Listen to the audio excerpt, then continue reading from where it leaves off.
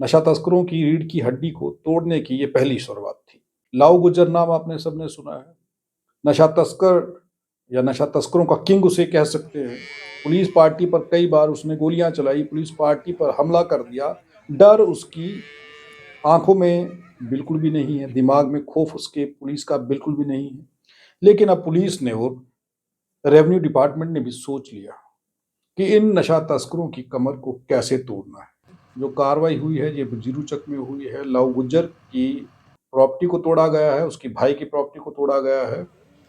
ये वही लाऊ गुज्जर है जो लगातार पुलिस के हत्थे नहीं चढ़ रहा था। एक दो बार पुलिस के हत्थे चढ़ने वाला था, लेकिन चकमा देकर के भाग गया। उसने पुलिस पार्टी पर गोलियां भी चलाई थी। इतना खतरनाक और खूंखार अपराधी वो है। ये खबरें आप पहले देख चुके हैं। लेकिन अब जो कार्रवाई हो रही है, इस कार्रवाई के बाद लाऊ गुज्जर की रीढ़ की हड्डी को तोड़ने का काम जिस तरीके से अब पुलिस प्रशासन और रेवेन्यू विभाग ने किया है, इसे देखने के बाद लगता है कि अब जो नए लोग नशा तस्करी के कारोबार में पैर रखने की सोच रहे हैं, तो ये सोच लें कि नशा तस्करी का काम करने से पहले कहीं उनके घर के ऊपर ऐसे बलडोजर न चल जाए। युवाओं की जिंदगी को अगर बचाना है, नशे तस्करों की कमर को तोड़ना होगा। और उन लोगों की कमर कैसे तोड़ी जा सकती है या टूटेगी, इसका तरीका जो है रेवेन्यू विभाग ने और पुलिस प्रशासन ने शायद खोज लिया। ये वो बिल्डिंग है जो लोगों की लाशों पर बनी हुई।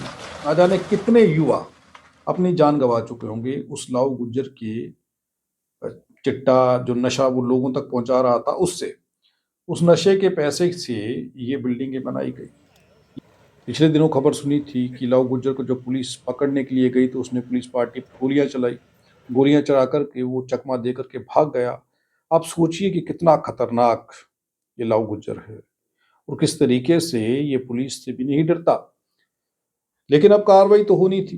कार्रवाई अब हुई है। अब लाऊ गुज्जर के भाई का मकान और लाऊ गुज्जर के ऊपर जो कार्रवाई हुई है, ये मकान तोड़ा गया है। इस मकान को देखिए अब किस तरीके से बलडोजर चल रहा है और ये टूट रहा है। लेकिन क्या लाऊ गुज्जर को इसका अफसोस होगा, उसके भाई को इसका अफसोस होगा या नहीं होगा? ये मैं इसलिए कह रहा हूं क्योंकि लाऊ गुज्जर ने कौन सा ये पैसा मेहनत से कमाया।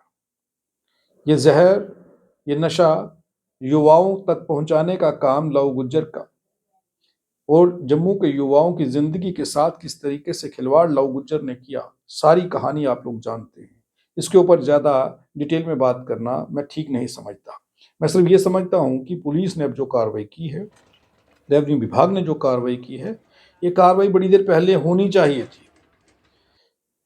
जब इस लाऊ गुज्जर ने काम शुरू किया था नशा तस्करी का, उसी वक्त अगर लाऊ गुज्जर के साथ ये सब होता तो शायद आज लाऊ गुज्जर इतना बड़ा ड्रग माफिया ना बनता। इस पदर तक वो नहीं पहुंचता कि पुलिस को वो कुछ नहीं समझता और नशा वो लगातार जिस तरीके से बेच रहा था, लोगों तक पहुंचा रहा था, वो शायद थम जाता। अब उम्मीद है कि नशा तस्कर जो हैं उनके ऊपर पुलिस इस तरीके से जो कार्रवाई कर रही है कि उसके बाद वो लोग सुधर जाएंगे और नए लोग जो नशे तस्करी के धंधे में आने का प्रयास कर रहे हैं, वो इन खबरों को देख लीजिए और समझ लीजिए कि अगर अब पता चला पुलिस को, इस तरीके से आपके घर नेस्तनाबूद हो जाएंगे। एनडीपीएस के तहत पर्चा तो लगेगा, जेल तो आप जाएंगे, लेकिन आपके घर तक तोड़ दिए जाएंगे। क्योंकि जो काम आप कर रहे हैं, ये आप उस देश के लिए कर रहे हैं जो चाहता है कि भारत के अंदर का युवा जो है वो किसी तरीके से खत्म हो जाए। जवानी को वो जहर किस तरीके से भेज रहा है, क्योंकि आतंकवाद के माध्यम से पाकिस्तान भारत के लोगों को या फिर जम्मू कश्मीर के युवाओं को खत्म नहीं कर पाया, क्योंकि देशभक्त लोग हैं।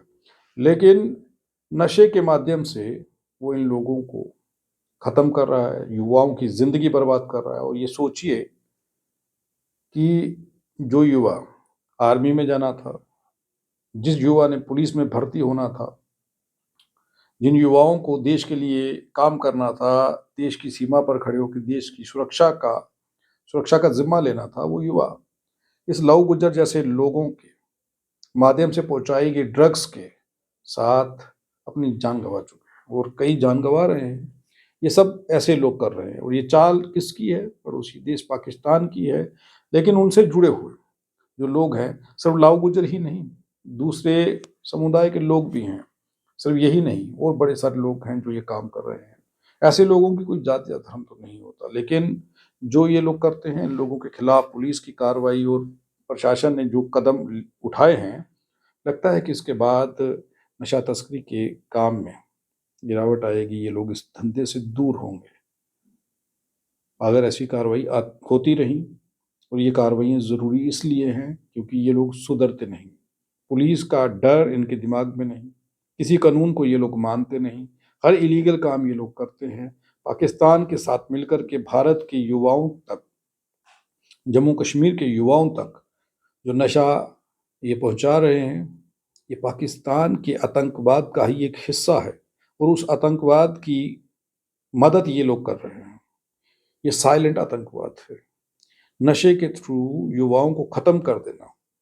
समय रहते सुरक्षा एजेंसियों ने, पुलिस प्रशासन ने, रेवेन्यू विभाग ने जो कार्रवाई करना शुरू की है, इस कार्रवाई से मुझे ये लगता है, अब क्या होगा क्या नहीं होगा, लेकिन मुझे लगता है कि इसमें फर्क आएगा।